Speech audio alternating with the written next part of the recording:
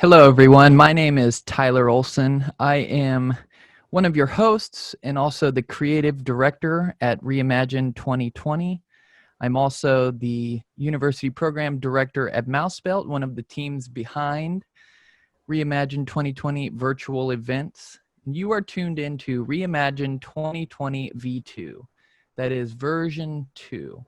Our first virtual event was back in May, where we had the pleasure and the opportunity to talk with and showcase some of our industry partners, check in with them and see what the latest innovation was in the blockchain and cryptocurrency space.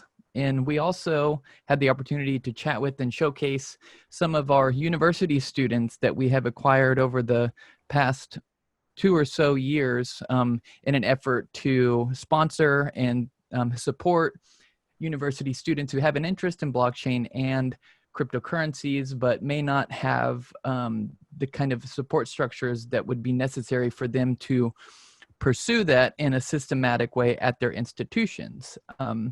Joining me right now is a returning guest, Lazar Kuzmanov, who is the founder of the Blockchain Economics Club at Southern Illinois University Carbondale. He is also the creator of the SalukiCoin, which is a coin that lives on the Ravencoin protocol. And I'm sure that we'll have a chance to talk a little bit about that and see what he's done and maybe hear some of the latest updates on the Ravencoin protocol.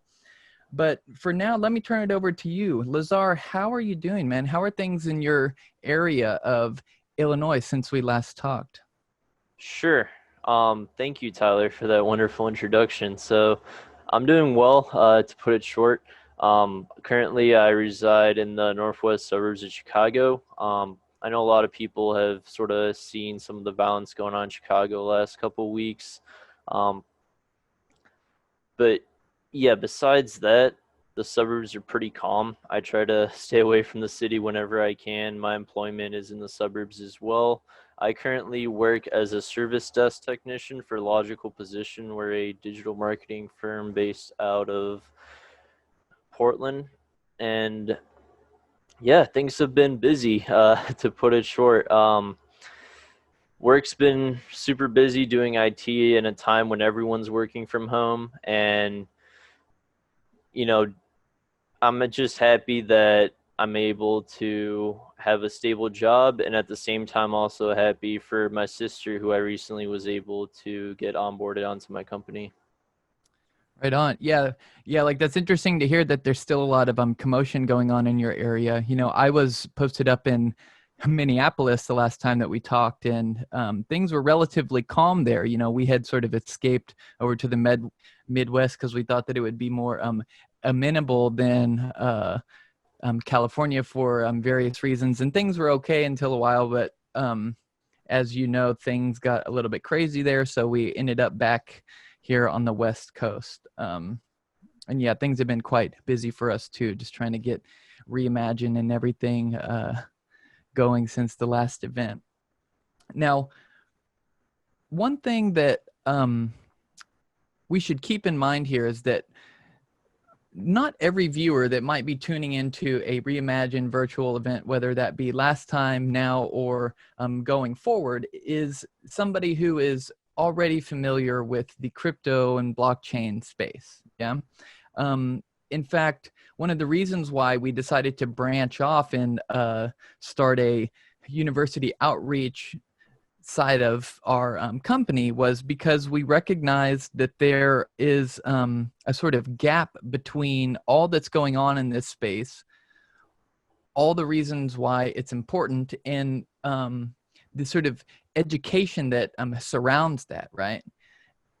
Another way to put that is we recognized that there was a gap between what was happening and what people knew about it. And so not only do we want to sort of tailor our discussions in this arena to those people that may have a more technical profile, we also want to keep in mind those people who may, for lack of a better way of putting it, be a novice with respect to what's going on here. With that said, I am curious to get a little bit of testimony from you. How is it that you came to hear about or get interested in cryptocurrencies and blockchain technology? And what do you have to say to somebody who might have an inkling, but they just don't know where to start? Sure. So I'm sure everyone in blockchain right now in this space has their own unique story. So I'll go ahead and share a little bit of mine. So it started shortly after I would say the roots of it started in high school. I actually ended up getting my CompTIA A plus certification my junior year of high school. So that's when I first sort of started getting into computers and how computers really work at the fundamental level. And then afterwards, I got accepted to SIUC and I started my education there. As the months went on, I was sort of struggling to find what I was really interested in, and toward the end, I was more leaning toward business. Um, Going forward a little bit, the first 2 summers at the end of my freshman and my sophomore year, I worked as a lifeguard at my local community pool. Um, Now that didn't pay too much money, but it did pay enough money for me to be able to afford computer parts. And with those computer parts and some of my technical knowledge, I was able to furnish together a gaming PC for myself, or so it was its original purpose. Since then, it's been upgraded over 8 times. But going back a little bit, so going into my, I would say, junior year of college, so this is probably back in 2017, I began to realize, like, hey, my graphics card, I think I had a 1070 at the time or something like that. Um, I realized, like, hey, my graphics card is good enough to be able to mine this stuff called Ethereum. And now in the past, I've looked at cryptocurrency, Bitcoin in particular, sort of as more of like it's sort of a dark, underground thing. It's not safe money, this and that.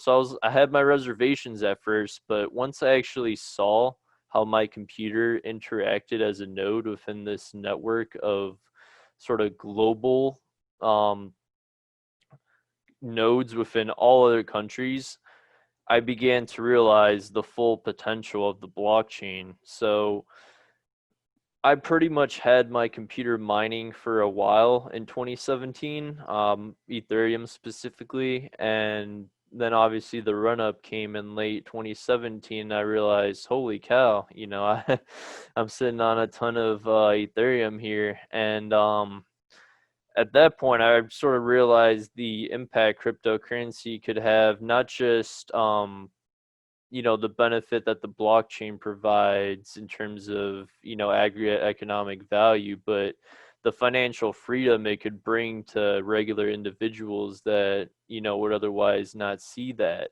So with that in mind, later on that junior year, I sort of had the idea of, hey, I could start a student organization at my campus and help students out that might not know that much about this subject. So using sort of my combined computer and business knowledge, I basically formed the Blockchain Economics Club at SIUC, and it took some effort. It definitely took a lot of going around, getting signatures, getting approval from the student government, but finally in late 2018, the Blockchain Economics Club was finally founded. Sorry, I want to correct myself. Late 2018 is when the club was founded, and since then it's been a wild ride. First semester got off fantastic. We had about, I want to say, 30 unique members that showed up to our meetings, and we had about 8 meetings, I think 4 guest speakers. I was the main speaker for most of them, but I did let people from companies like MakerDAO, Nexo, among others, come and sort of present on what they have to offer in their specific industry. And yeah, ever since then, I've sort of undertaken the president emeritus position, and I've been in the background doing a lot of the management and outreach, itinerary creation, recruitment, things of that nature, on top of my day job here. Now, when you were starting the club at your institution, did you run into any hurdles when you went to administration? And what I have in mind is any hurdles um, pertaining to its blessing, if you will. Were they right? Because you had mentioned before that Right. one of your first sort of impressions of Bitcoin or cryptocurrencies, more generally speaking, was that it was kind of a shady dark web sort of currency primarily. Did you, and in fact, this is something that in our affiliation with students over the years, we have found that this is some of the issues that others have run into when they try to start a club at their institution. Did you run into any similar difficulties when it came to navigating the administrative terrain? Sure. So yeah, it's a valid point to bring up.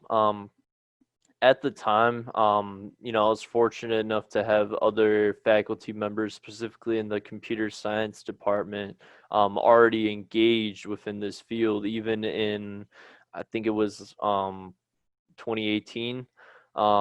So that was great to have already on the back end. For example, one of the computer science professors hosted it was called the Blockchain Symposium at the time, before my club even started. So I knew the university sort of, um, at least,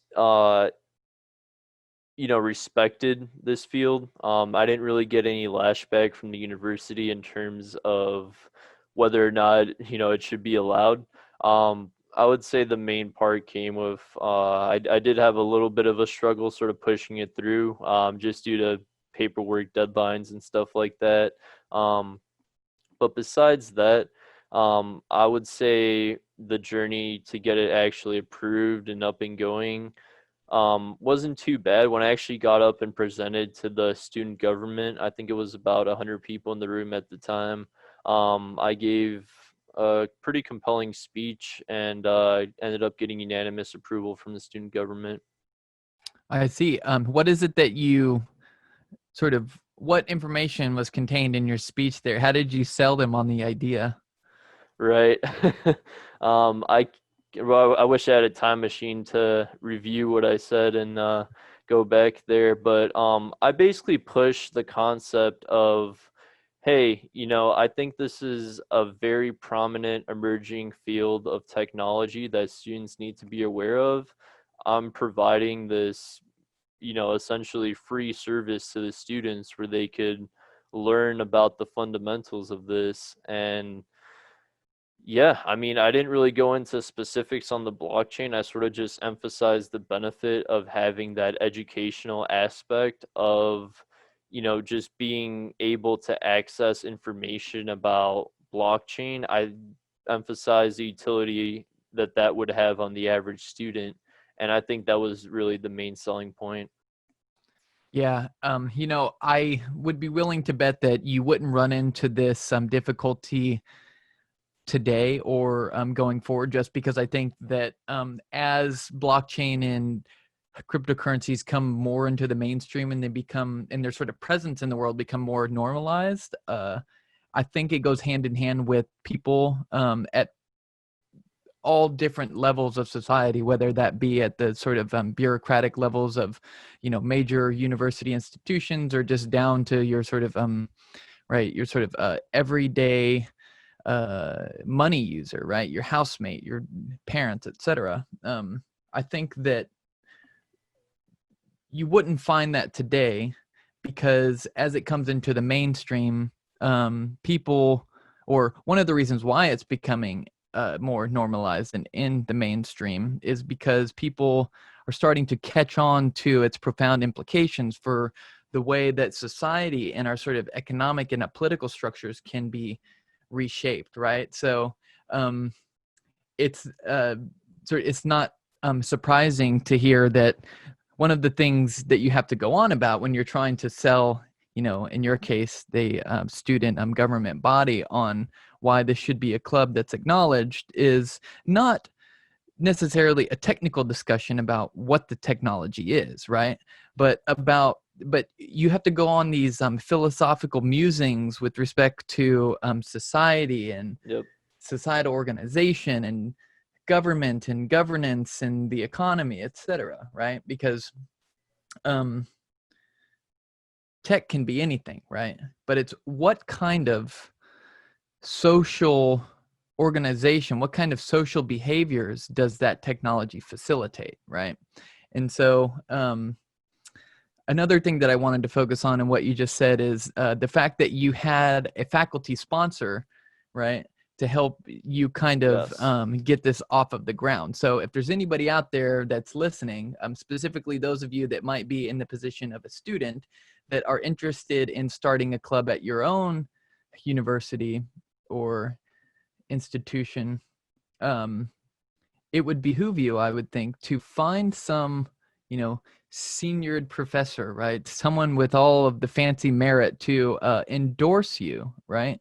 Because it's just going to give credence to the importance of the club that you're trying to found. And again, this is probably more relevant for,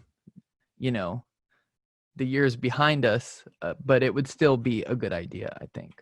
So thanks for telling us a little bit about how you kind of got that started. What is the thing that the club was most recently on? And what is the club going to do? How does the semester ahead of you look for the Blockchain and Economics Club at SIU Sure. Carbondale? So before I answer that, I sort of just wanted to backtrack a little bit. So one person that was very pivotal in helping establish this club was Dr. Scott Gilbert. He is the undergraduate director of the economics department, and he's done a terrific job in helping coordinate a lot of what we do in the club and providing a voice for us within the university. So I definitely thank him for that. Um, and then moving forward, so we do live in some very strange times. So we've had to make our own adjustments to how we structure the meetings. Initially, we had 8 meetings in person, pizza, drinks, all that fun stuff throughout the semester. But now we're leaning more toward a digital approach. Uh, so we're having Zoom meetings at the same frequency as the past meetings. I think this will open up the door to a lot of students who, either might not feel comfortable attending an in-person session or, whatever the reason may be. We just want to make it as accessible as possible. So going forward, we are going to be hosting these digital sort of meetings where we can include as many people as possible. And, just looking at what we have planned for this upcoming semester, right now our main concern is just getting as many people as we can involved with it. Like I said, due to the circumstances that we're in right now, and with the university sort of flip-flopping back and forth on, are they going to be open or are they not going to be open? We did lose a significant amount of our members, either through graduation or other means. So I'm working a lot on the back end to sort of reestablish that base that we once had. And one way to do that is through digital marketing. So I actually do work for a digital marketing firm. So I am thankful to be around a bunch of people way smarter than me when it comes to this stuff. But I'm thankful to be around a bunch of people who have that insight on how to, properly market your, whether it be website or, for my instance, organization. So I'm gonna go forward with that on my end. In addition, we do have some leadership positions that I'm going to be backfilling with our current president and Dr. Gilbert. Um, One main thing that I wanted to do this semester was to decentralize the club, and this is more sort of something that I want to do in the next year or two. I know it probably won't happen right away, but eventually, there isn't always going to be a Lazar in the background guiding this thing. Um, so I want there to be a sort of succession of order, and I want to sort of expose students to the blockchain directly. And by doing that, I want to establish a sort of, like I said, decentralized system of governance, which the club can use um, perpetually, ideally, if everything works out. Um, and then, moreover, we also want to do an outreach to the local community, just the local Illinois community, and get in touch with small businesses in the area and sort of see what they're doing. I know in Murfreesboro, Illinois, there's just opened up, I think a year or two ago, a big Bitcoin mining facility in an old warehouse. So that will be very interesting if we sort of get a speaker from there. But we're definitely open to outreach even beyond our local community. So I'm handling that aspect of that right now. And besides that, we're looking forward to a very good and bright semester. I think that's great that you're trying to sort of implement some sort of governance strategy by utilizing the blockchain in your club, right? As opposed to just treating your club as an outlet to kind of, I guess, do what I like to do more is just kind of like rap on it in the abstract, and kind of discuss it from a philosophical angle. But it's important that people who have clubs and that are participating in clubs like what you have at SIU Carbondale actually get some exposure to using these technologies, right? Building on these technologies. And of course, it's important that they go out and kind of evangelize it too and help people understand, as I was saying before, the kind of profound implications that it has on the sort of world going forward. But I think it's great that you're sort of taking the opportunity to sort of get people used to using this tech by building things yourself, right? Speaking of building, you are the creator of the SalukiCoin, which last time you were telling us a little bit about how you use that in your club as well, right? So maybe you could tell us a little bit about the SalukiCoin, which you built on Raven protocol, how you used it in your club, and then if you have any insights as to what's happening on the Ravencoin protocol now. And also, are you planning to use that for this governance that you want to implement? Sure. So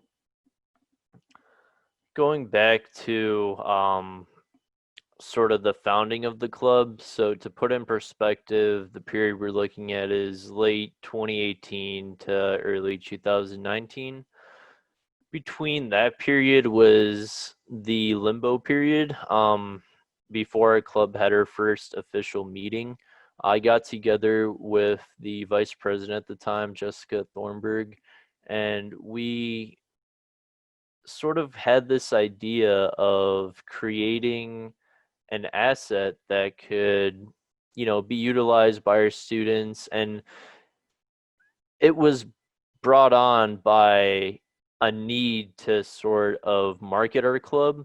So through brainstorming of ways to market our club, we came up with the idea of just creating an actual asset that we could award students who participate and show up. All you have to do is show up and you get the SalukiCoin. So with that, we're able to have great success our first semester. I really wasn't expecting that many people to come by for the first semester of a club, being active. But like I said, we're able to get about 30 individuals that first semester.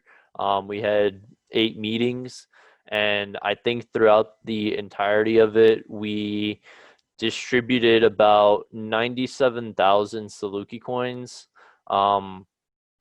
With Because when you attend these meetings, I pretty much jotted it down in Excel and I marked who was present, who was absent, and we had a rolling total. Um, I took the total amount, and at the end of it, I basically gave everyone a deadline to provide me a Ravencoin address that I could send the coins to because that's needed. And those who didn't send an address, their tokens, I essentially put them in a separate calculation, and I just sent them to a burn address. So they'll be permanent, or they already are permanently eliminated from the total supply. And those who stayed true and provided me their address ended up getting the Saluki coins in return. Awesome. And is that token liquid? Can it, I guess, be sort of pushed out onto the larger market, or is it just something that lives within it, like within its own little isolated ecosystem? Or did you have any kind of, I don't know, swag shop that people could use their Saluki coins on? Right. So at the moment, we have no plans of, going public with this or anything like that. I want to keep it within our university group, um, for a couple of reasons. Um, Mainly, we just want to develop it a little bit more. There's a lot you can do within the Ravencoin infrastructure that will benefit you, and they constantly keep releasing new features. And that's the great thing about working with an open source project. You can use their code, and they actually encourage it. For instance, some things that I've seen on the Ravencoin blockchain, include things like getting tokens for personalized art pieces with metadata on them. So that way you can know that the piece of art that you purchase is legitimate, and it will always be legitimate so long as you hold that token with the metadata on it. And I think that's a huge benefit of having this Ravencoin chain, being able to incorporate that metadata on chain. I know a lot of other projects sort of do the same thing. For instance, Dragon Chain has a similar approach where they have metadata stored on their chain.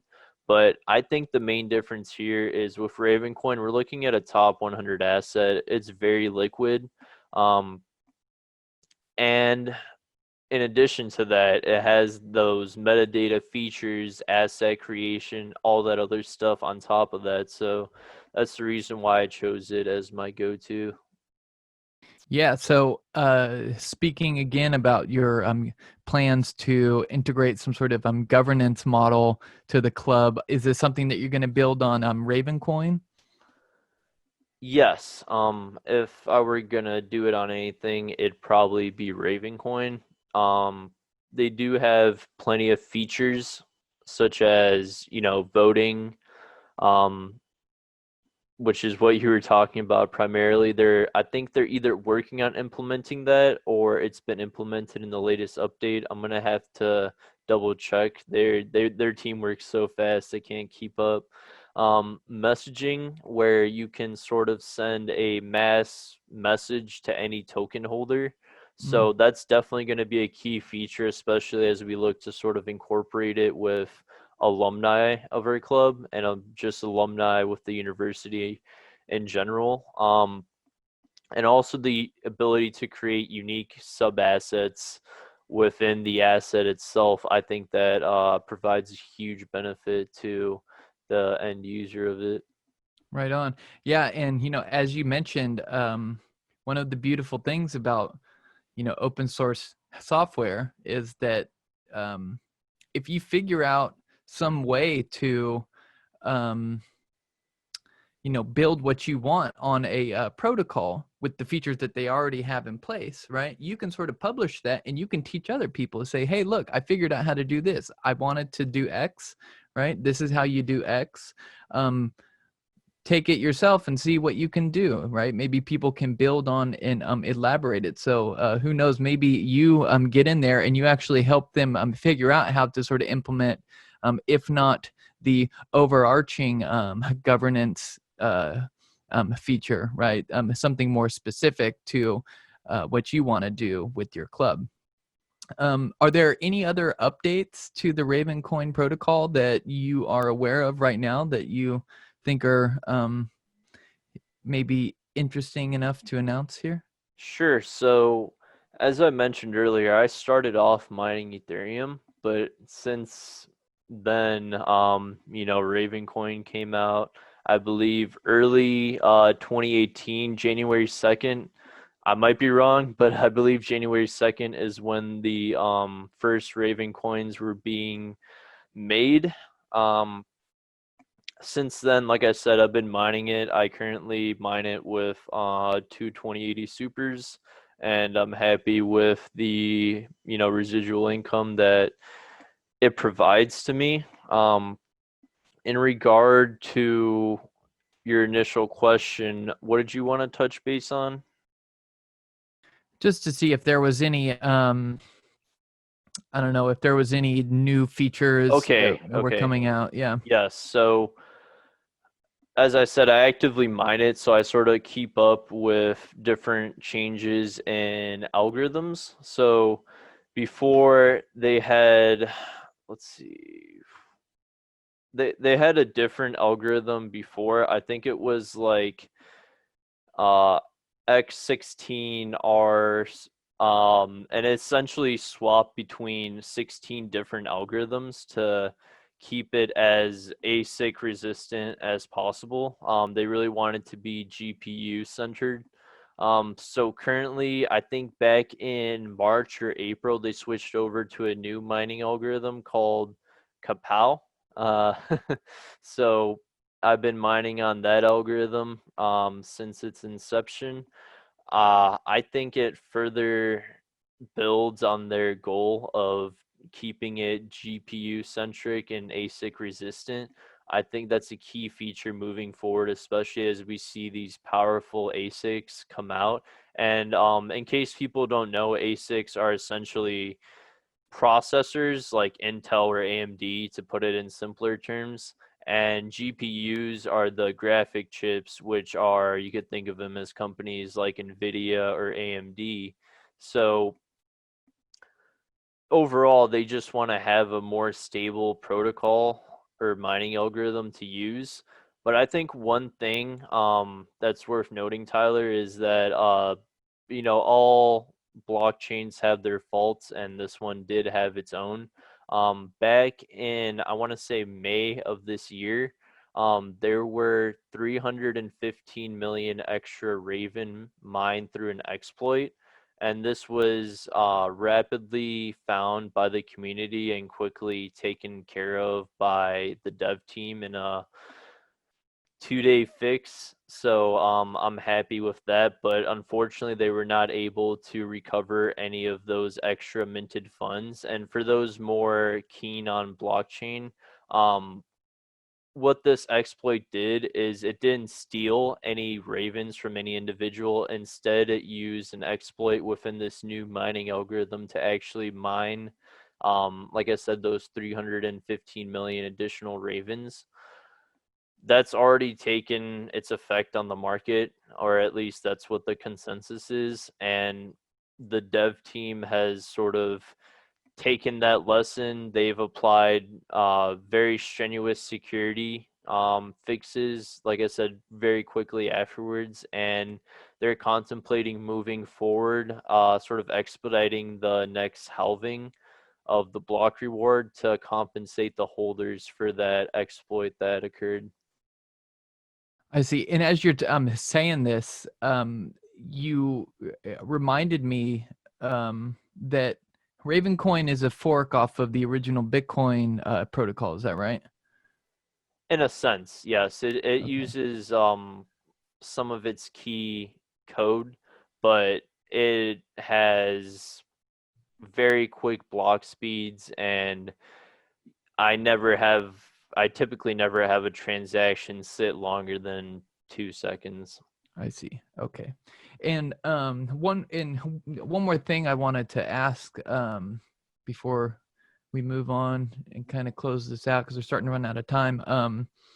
The is the whole idea behind making um the protocol ASIC resistant and sort of keeping things to GPUs for like mining. Is that an attempt to make mining more accessible to people on the Ravencoin protocol? Or Yes. yeah, okay. Yes, absolutely. So a lot of people like myself, going back to my original story of how I built my computer, I'm sure there's many people that, PC game and have their own computer built already and might not even know that their graphics card is capable of participating in this network and earning them this residual income. So that opens a base to a way broader audience. Graphic cards are more scarce in supply. So by following the logic, it would make sense to incorporate an algorithm that's, heavily centered on GPU processing, whereas you can buy ASIC power very cheap through various means, whether that be, an amp miner or something like that. You can get ASICs very cheap, whereas with this GPU mining, it's a lot more scarce, and you can see that reflected in the price of the chips. Got it. Where is Ravencoin at right now in terms of the market?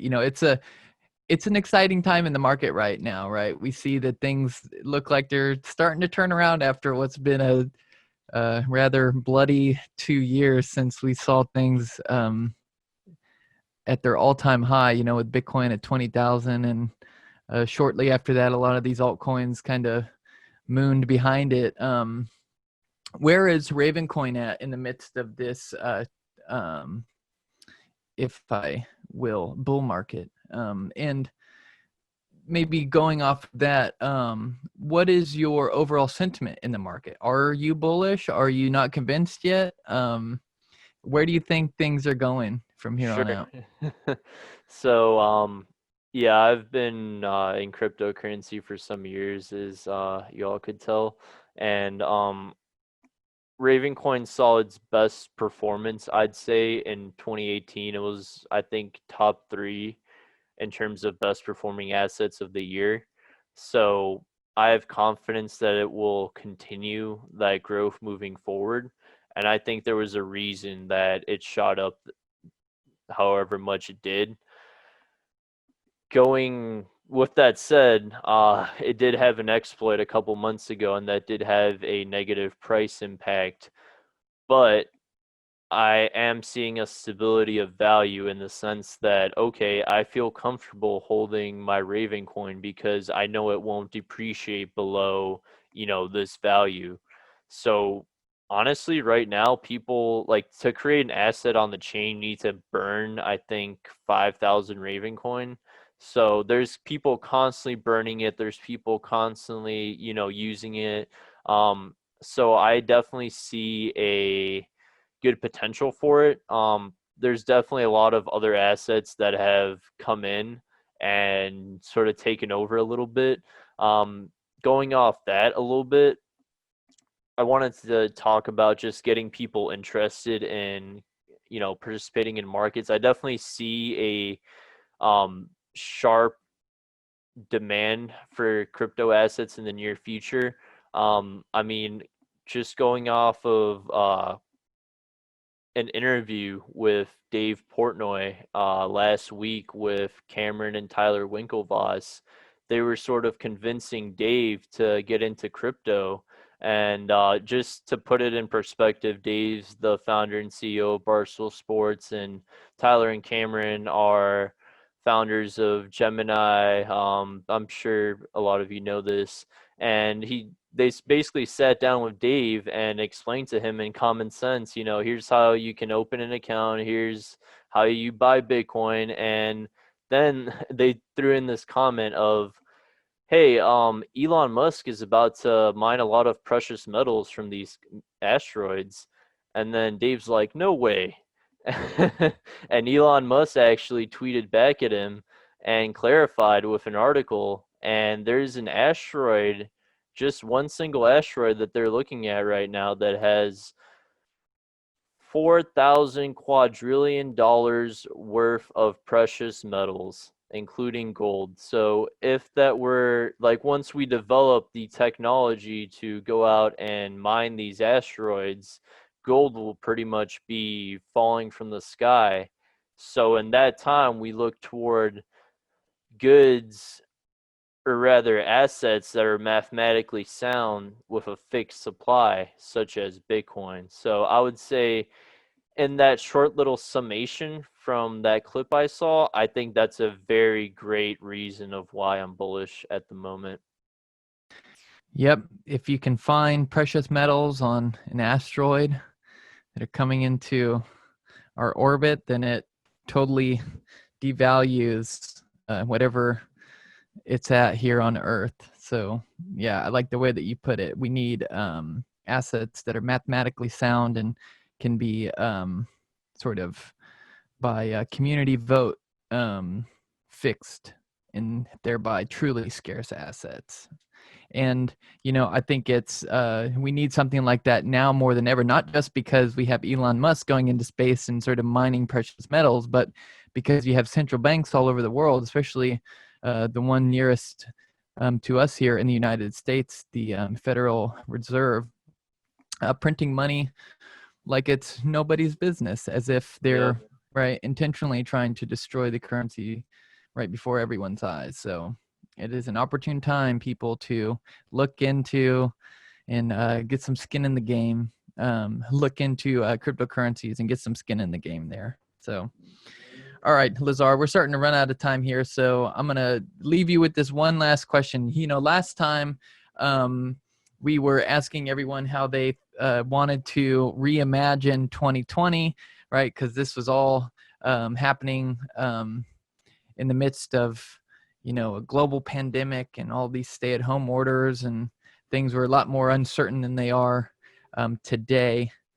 And that was essentially a way of asking what they see the future like after COVID-19, or whatever you want to say. But now we want to sort of hear some people's thoughts on just how we think these technologies are going to disrupt the system further. Do you have any idea about, and again, this is still a question about the future, but what specifically do you think is going to get disrupted, and why do you think that that's a good thing or a bad thing?